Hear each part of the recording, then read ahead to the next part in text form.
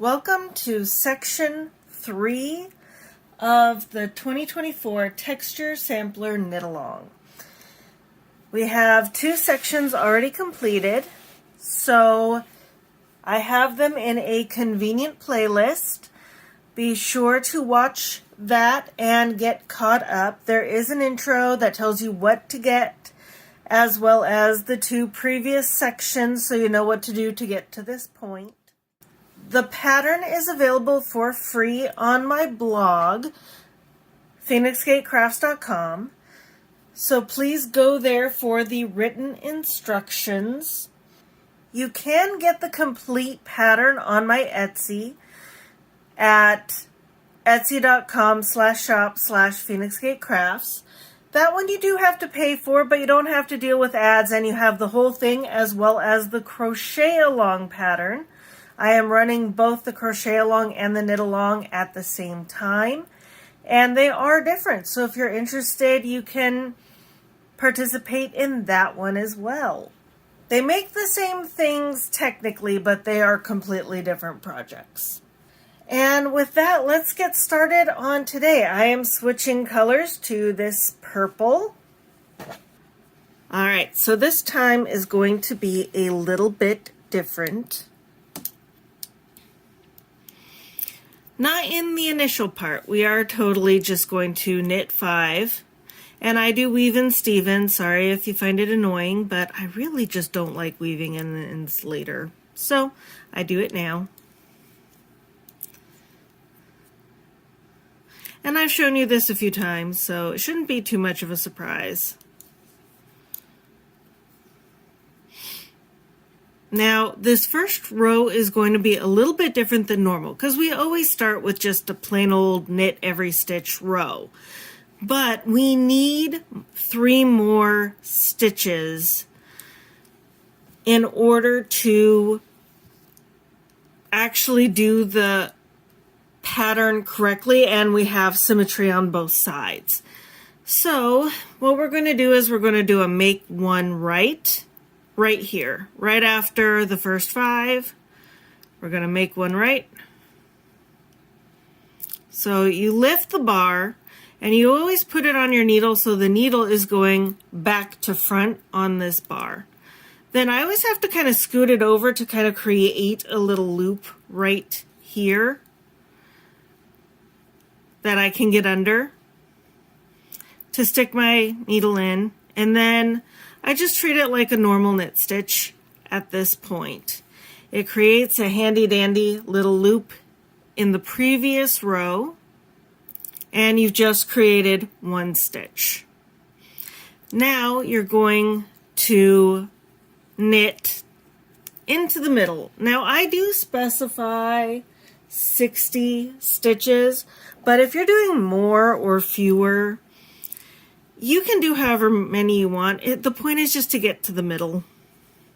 I'm not going to count. I don't feel it matters all that much. And then I'm going to do another make one right. You just don't want it right next to your other stitch because otherwise you can wind up with a little bit of a bend in your fabric. And we don't want that. We're not doing a chevron stitch here. Just by having it spaced out, the 3 stitches just don't really affect anything, and 1, 2, or 3 stitches added in various places doesn't make much of a difference in terms of the structure of the piece. So I will see you once we get to the middle. All right, here I feel I am close enough to the middle that I can do another make one right or make one left. This one doesn't matter which one it is. You can do the one you like. I'm going to do make one left because I prefer make one left, and I have a different way of getting onto a make one left. So you put it on so this needle goes from front to back, and then I go and I push this forward and around. So now I'm in the back loop, and then I pick up a loop. I can't just scooch my needle in to the back. For some reason that doesn't work for me. Now you just want to get to the last stitch marker, and we're going to make one left right before the stitch marker. We want to make sure to keep 5 stitches on either end, so always do your increases or decreases on this project between the stitch markers, not on the outsides. So I'll see you at the end of the row. All right, got to the last stitch, and now I'm going to make one left. So I just pick up the bar, go front to back.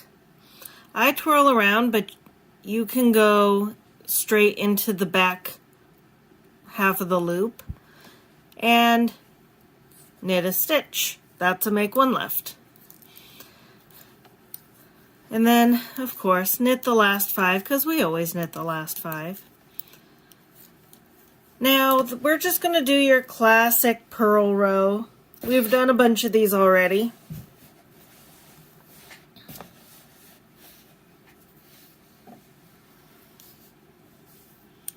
So, knit 5. Because we always start by knitting 5. Marker, and then purl to the other marker.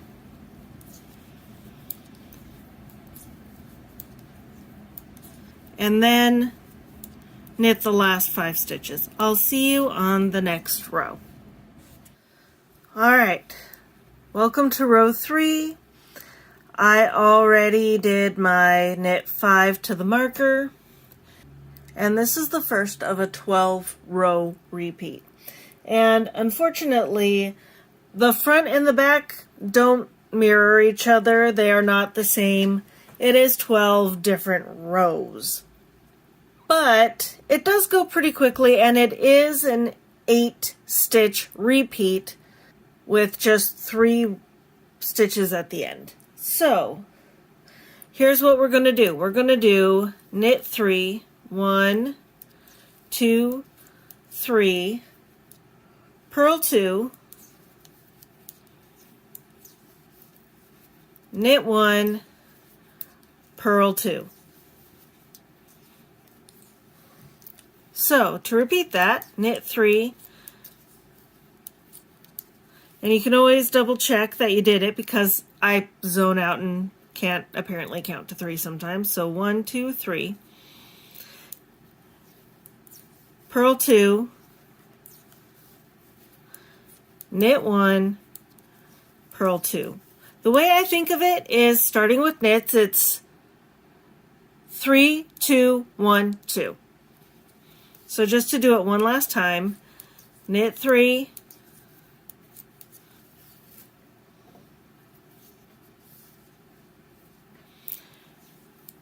purl 2, knit 1, purl 2. And I will meet you at 3 stitches to the end. All right, I am down to the last 3. Now I'm going to give you a hint on the last 3 stitches. They are basically the first 3 stitches of the row, but usually in reverse order. So if you knit 3 in the beginning, you're probably going to have to knit 3 at the end.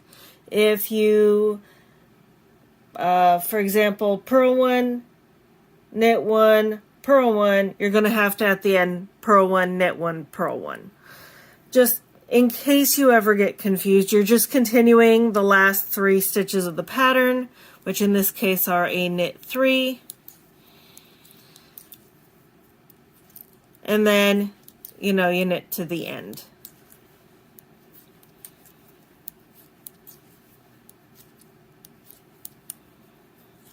And you turn it around.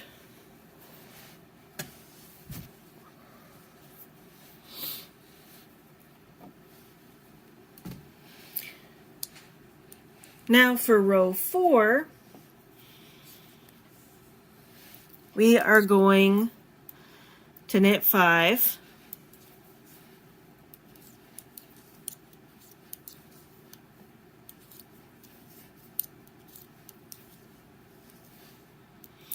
And now we're going to do something different. We're going to purl 3. 1, 2, 3. And before you get too comfortable, we're going to knit, purl, knit, purl, knit. So it's knit, purl, knit, purl, knit for a total of 5 stitches, and then we start it all over. Your purl 3 should match up with these purl 3s that were the knit 3 on the other side. Because here's the fun thing about this pattern. It is technically a basket weave stitch. It doesn't look like most basket weave stitches though. It's a little bit different. It's not lines so much. I mean, it does have the knit lines. But anyway, purl 3, and then knit, purl, knit, purl, knit. And then we start over. Purl 3, knit, purl, knit, purl, knit. So keep going all the way to the end. I'll see you 3 stitches before the stitch marker. All right, we're at the last 3 stitches, and we're going to purl all 3 of them.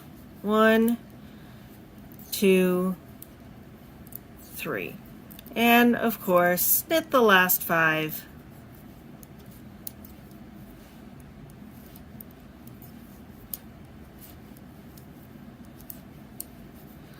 And turn around.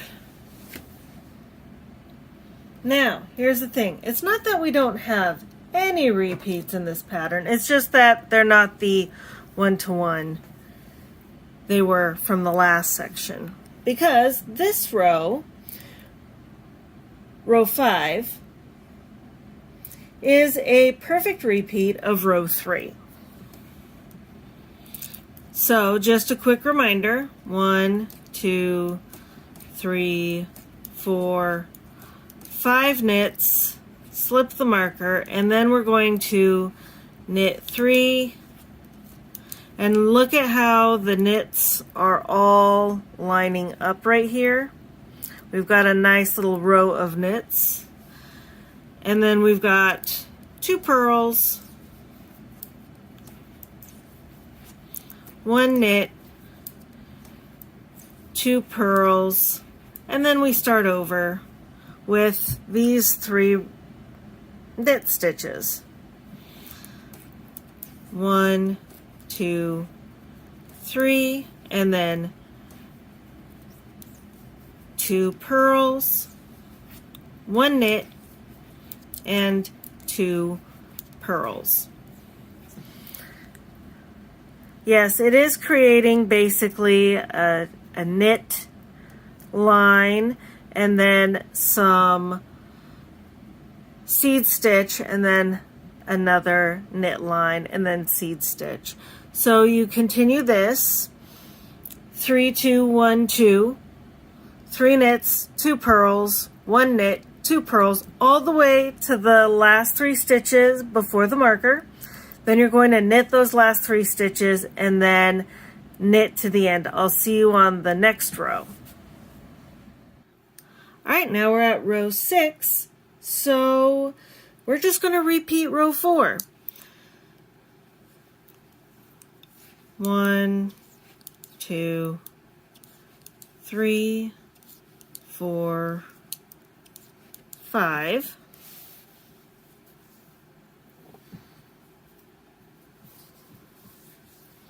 Actually, gathering up some of the stitches makes it a little easier.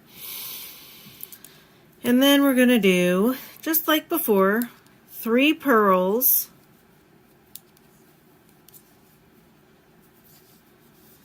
and then alternating knit, purl, knit, purl, knit.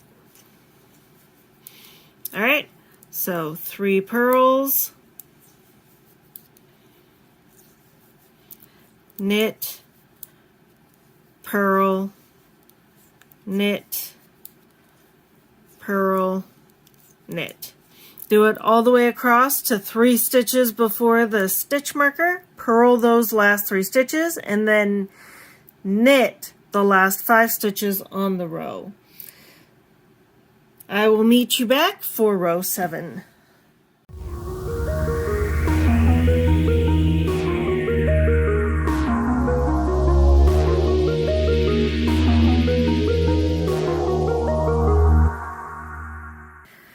All right, so we are on row 9, and as you can see, we've got our knits, we've got our seed stitch, knit, seed, going around. Now we have 2 kind of plain stockinette rows, so now we're actually going to switch it. So we're going to have seed stitch, knit rows, seed stitch, knit rows, seed stitch, knit rows, alternating. So this is going to be a little different. It looks kind of worse on the written pattern than it actually is. But as always, knit 5 to begin.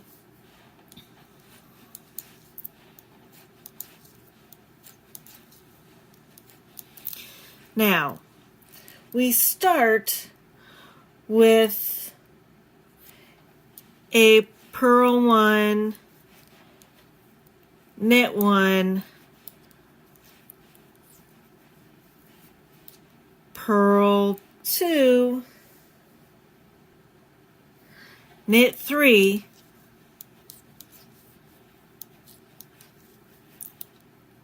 okay, so now it says purl 1, but here's the thing. We're going to connect this purl 1 to the first purl 1 in the sequence, so it's technically purl 2.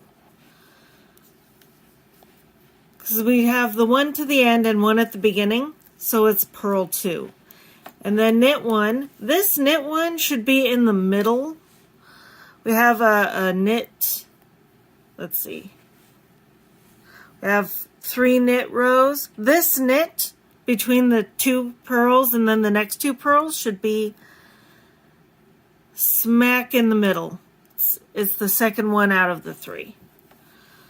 And then we're going to have purl 2, and then we're going to have 1, 2, 3, and then purl 2,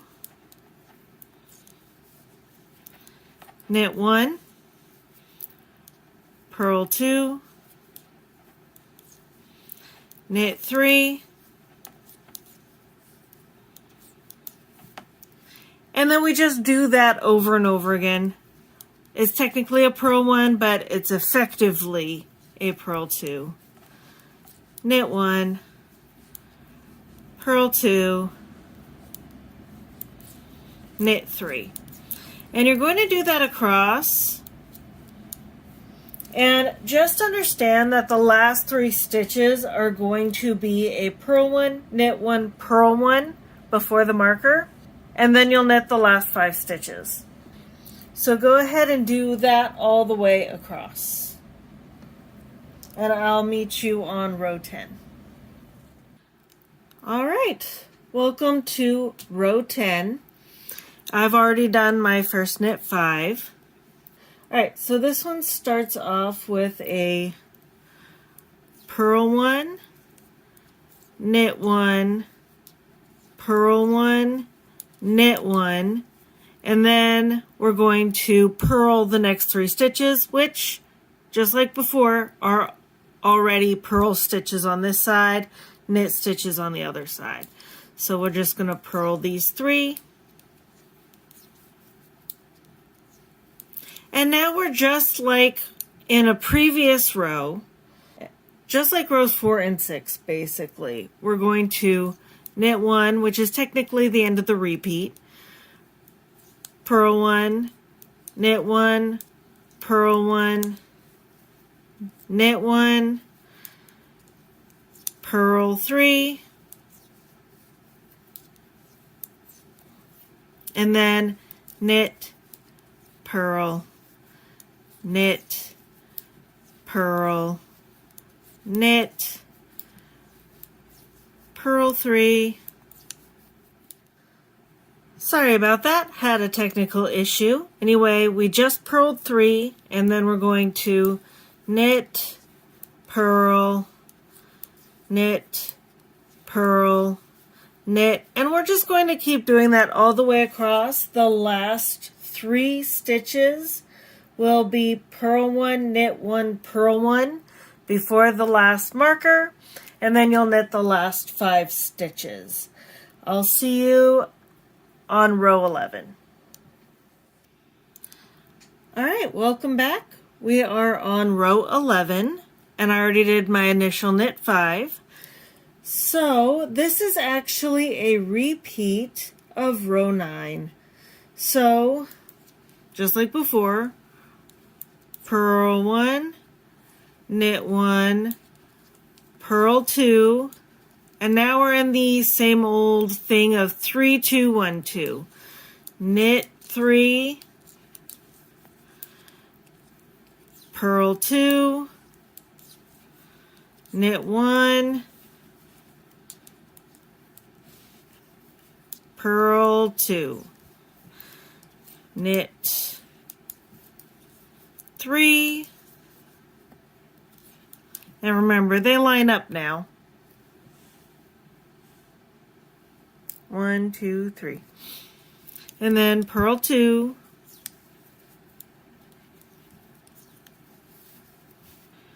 knit 1, purl 2, knit 3, purl 2, knit 1, purl 2. So go ahead and do that pattern across. Friendly reminder that you'll end on a purl 1, knit 1, purl 1 before the marker, and then you'll just knit 5 at the end like usual. So I'll meet you on row 12. Alright, welcome to row 12. I have already knit the first 5 stitches. And row 12 is just like row 10. So we're going to do purl, knit, purl, knit, and then purl 3,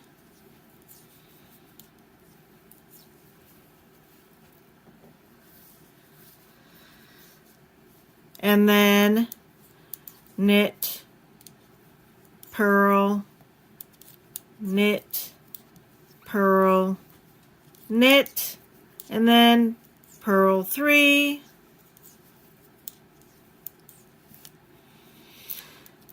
knit, purl, knit, purl, knit, and then knit 3 all the way across.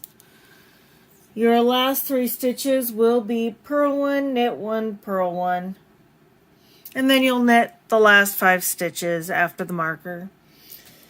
And I will meet you for round 13, which is the last row of the repeat. All right, so this is what we have so far at the end of row 12. If you're doing the short version, this is a good spot to stop and skip to row 15. But if you're doing the regular size version, you have one more row to go before you can start the repeat. But row 13 is just a knit row. So you're just going to knit all the stitches in that row. And then you're going to start over going from row 2 through row 12 one more time. Now, if you want a longer piece, or you just really like this section and want to keep going, you can actually repeat rows 2 through 13 as many times as you like, as long as row 12 is your last row. So I'm going to do row 13, and then I'm going to do rows 2 through 12 one more time. Then I will meet you for the last piece of this section, which I'm willing to bet you can guess what it's going to be. See you there. All right, well, welcome back early, and I don't know if you can tell, but I have lost Yarn Chicken, and I have over half a row to go. Apparently 45 grams was not quite enough. And part of the joy of allowing you to have slightly different weights and types of yarn is this is a possibility that can happen where you have the correct amount of yarn, but because it's a little thicker, or if you have a little less of it, sometimes it doesn't work. And I flat out messed up because this had 45 grams and not the bare minimum of 50 that I recommended. So, this is why they call me X-Lax, because I am so smooth. So, there are a couple of things you can do with this. I am on the final row. And well, basically there's two options. One is to go back and just kind of end a row early. That is totally legit. Most people aren't going to necessarily notice that one section of the front pattern is just slightly shorter than the others. Most people don't pay that much attention, and it'll be totally fine. Another option is to go back, and if you look here, it's usually easier between two purl rows, and go to basically right above this purl stitch. You can see this V kind of coming out of it right here. So this row right here is one that you will want to pick up. It is right above these purl stitches over here, and you can kind of follow it to an edge. And what you want to do is you will want to pick up the right hand half of each stitch all the way across, so that you can then take these needles out and frog back to that. You'll just have to remember you've got 2 stitch markers in, if you do, and pick them up off the floor or wherever they roll to, and you can just end it right there. But dang it, I don't want to undo anything. I just don't want to. I like this color. I want it to look kind of right.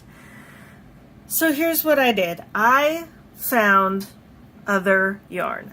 Now, if you have more of this yarn, you're better off than I do. I was using something up. Hence why I had 45 grams instead of the minimum of 50. So here's what I did. I found something close enough for jazz. I surprisingly do not get a lot of purple. I know I don't get a lot of purple. This purple is from like 2018. And it's Red Heart Super Saver. Now I am not looking for anything because mine is scrappy. This project is very scrappy. So I don't have to worry about finding something in the same texture. Thank goodness. This actually feels a lot nicer than this. But the important thing was that this is the same level of washable. This is sock yarn. As you can tell, it's quite a bit thinner. See that? Yeah. And here's the thing with fingering weight, which is what my new yarn is. 2 of these equal DK weight, which is probably a bit thinner than this, but this feels like it's a slightly thicker fingering, so it might work as a worsted. And, well, I got what I got. And this works well enough. And if you're wondering, this is what it is. And that's the company emblem. And I've had this for years also, probably since 2018, maybe 2019. And yes, it does have a little bit of blue, but if you look, that blue kind of goes with my other tones of blue. So if a little bit shows up on the last like 2/3 of the last row, I'm okay with it. So I'll just show you how I switch between yarns. Okay, so this is a knit stitch. So what I did was here's my 3 pearls, and then we have knit, purl, knit, purl, knit. So now I'm ready for pearls again once I pull this one stitch off. So what I'm going to do is I'm going to hold my tails, because I'm actually working from the inside and the outside of this ball at the same time. They will twist together and it will be perfectly okay. And then what I'm going to do is I'm going to hold this tail and these working yarns together. And for about 5-ish, however long I can, I'm going to knit with all the strands together. So 1, 2, 3, and as you can see, I've got these tails out. Remember, this is the back side, but this pattern that I'm working, because I do have to do knits, purls, knits, purls, knits, this isn't the best one to do a weave and steven, not to mention I find weave and steven harder to do on the front versus when it's on the back. So I'm not going to worry about it, but I will weave and steven this tail and the final tail. 1, 2, that much. I go there. And I leave this on the back side, on the wrong side. So that's on the front right now.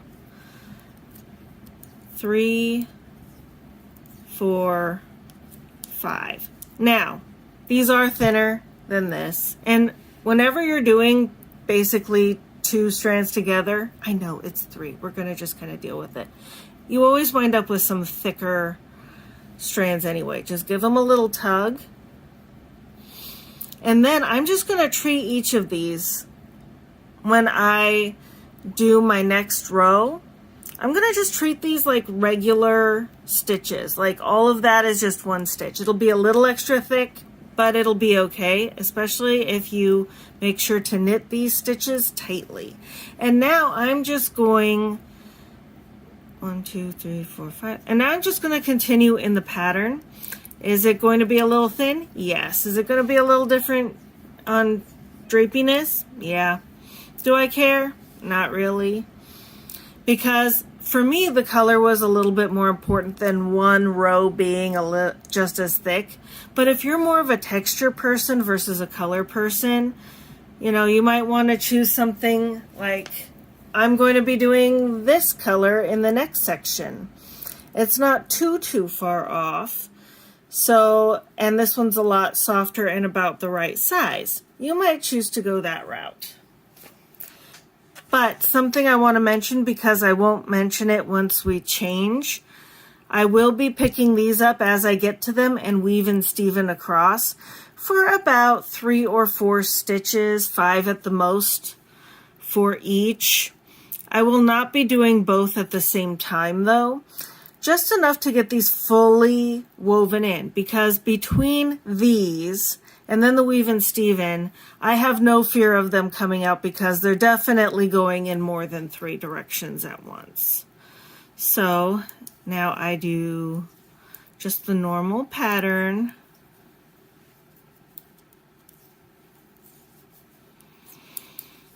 And I will meet you at the end like I was originally going to do. So see ya there. All right. And I am back, and I cut my threads, yarns, whatever, stuff, thingy dingies. And yeah, a little bit of blue does show up, but I don't think it's going to be significant. since most of it is in the general vicinity of the rest of this color. So we won't really know until I tack on the next color. And guess what we're gonna do now? If you say garter section, you are correct. So like usual, we're going to add in our black.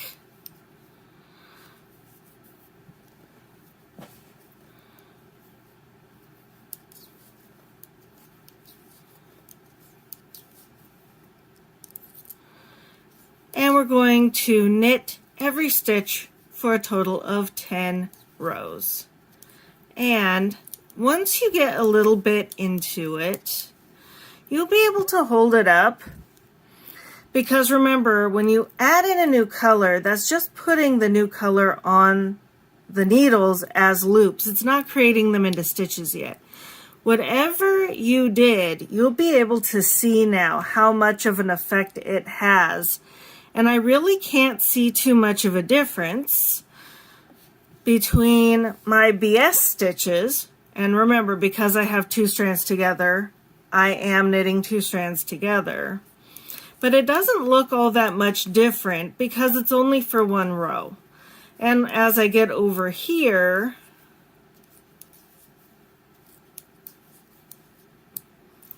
the blue does show up, but again, it's not super visible, partly because there's also another purple strand, more often than not right next to it, that kind of disguises it. And when you see it from a distance, yes, you can see it if you're looking for it, but because it's right next to the black, I don't think it's super noticeable. But like I said, if you don't like doing this BSing that I did, you can always pick up a previous knit only row.